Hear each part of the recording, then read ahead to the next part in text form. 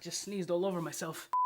I forgot that there's so many collections within that Lattafa umbrella. I thought for a moment that the Pride or Lattafa Pride was a collection all in itself, but I think that's the brand's like moniker, Lattafa Pride. Okay, whoever confused me for a fragrance expert, sorely mistaken. But I have a fantastic nose and I know what I like, and hopefully that translates to y'all, because I've picked 5 Lattafa fragrances that currently have caught my attention and I think might catch yours, especially your wallets. So let's roll my music so I can put you onto 5 Lattafa fragrances that not only I enjoy, some that your boy 𝗙 did as well.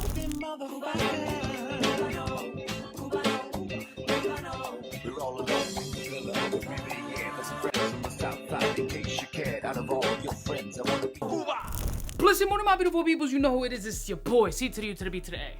Let's jump right into this list with one of my favorites from all of the Lattafa fragrances. Because as a Plum fan, there's no way that I don't like Vintage Radio. I absolutely love this scent as a Plum fan. Now for some dudes, it can be a little sickly, sticky, sweet, too gourmandy, maybe even feminine for some dudes. I totally understand and I get it 100%. This fragrance is more so for those who want to experience what Plum Note is about. It's supposed to be in the bubble of 𝗙𝐺𝗔𝗃 and it has very close comparables, but this has its own little personality. And let's be clear, your wallet will appreciate the fragrance. Now, I don't know if you guys saw in your previous video with 𝗙's been growing into a plum lover also, which is wild because he's a hater of everything. Wow, you smell that? This is fucking beautiful. But Plum has this sexy sweetness about it that kind of brings dudes over. I feel like it's a pretty dope entry space into the gourmandy elements. Things that smell like they would taste good. Things that smell like a dessert. Things that smell candy. Things that smell edible. And I think Lattafa Vintage Radio absolutely encompasses that. It is sweet, it is sexy, it's very inviting, it's alluring. Somehow women really appreciate a sweet fragrance. It's not as overly sweet on a masculine dude because then it could just throw it off. Like, yo, I got this big buff dude with a full handlebar mustache and he smells like a bitch. You know what I'm saying? Like, that might throw her off. Yes, yes. But this shit, sweet, sexy, clean, citric, nice lavender, amazing plum, a little bit of a Palo Santo essence has developed in this fragrance. At least that's how I translate it. Oh wait, no, there is Palo Santo in the notes, but you can smell it. Trust me, I burn that shit in the house often. You fucking demons. Fuck this.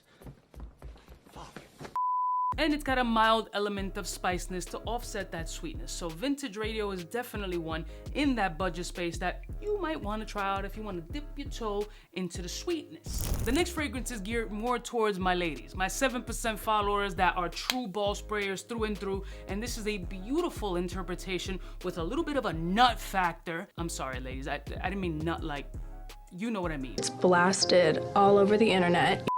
Affection by Lattafa, which is in the bubble of Young Pistachio. This, for me, holds a special place because it kind of reminds me of Young Pistachio in a really beautiful, lighter way. Young Pistachio is a little bit more potent, but this one does have that nutty, musky, dry feeling with a beautiful cleanliness, and you absolutely can pick up that pistachio vibe. This scent profile is something that my wife absolutely adores, so I definitely would recommend it to the ladies, especially it being an affordable interpretation of, well, it's not really a super expensive version, but it's like $150 versus $30-something.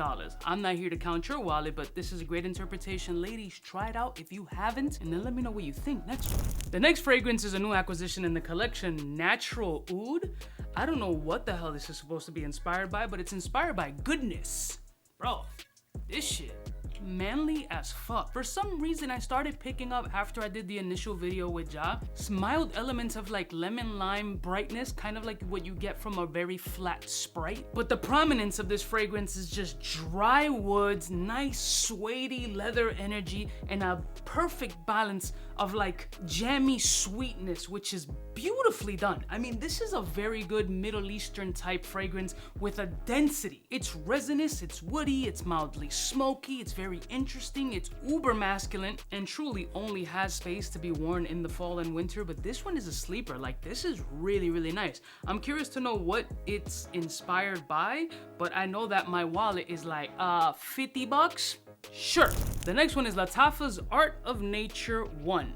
I personally like this one a little bit more than number 2, and having a 3D replica of Jay-Z's twin brother on it, even better. Now this is supposed to be in the space of 𝗏𝗏𝗏, kind of. But all I really care about is the fact that it has plum and fig in it, and you absolutely get some of those essences with a really punchy musk. Now initially when I smelled this fragrance, I did pick up a lot more rhubarb than I've been currently picking up, which is kind of disturbing. Like, I want that element back. Rhubarb is just something so different in the world of perfumery that absolutely catches my attention the times that I've smelled it, and I'm able to pinpoint it in a scent. It's hard to describe rhubarb in perfumery. It's an unusual, sweet, slightly peppery yet tart kind of note. It just smells fucking good. At the end of the day, the notes really don't mean shit. Is what the scent kind of does off of the skin more than the air. It's how your fucking body just translates this fragrance.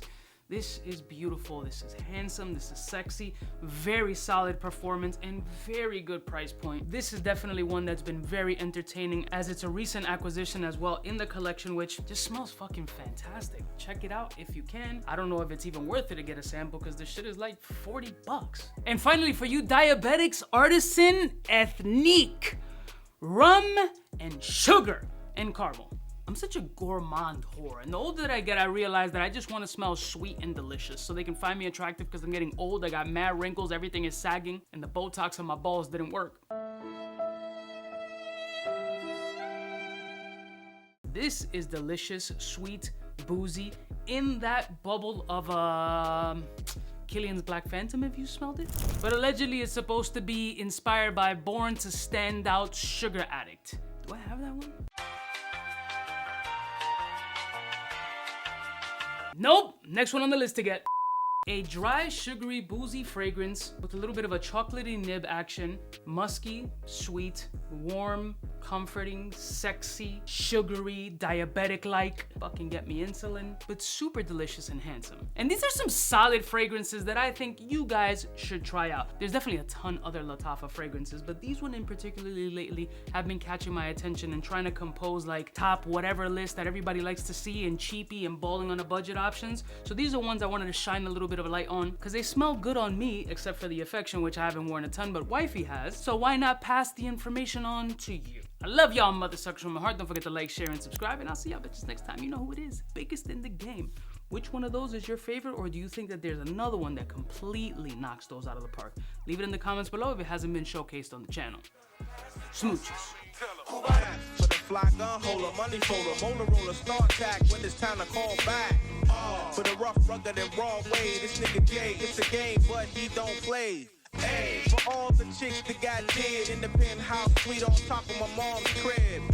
It's nonsense you never get in. It's nonsense that you would think that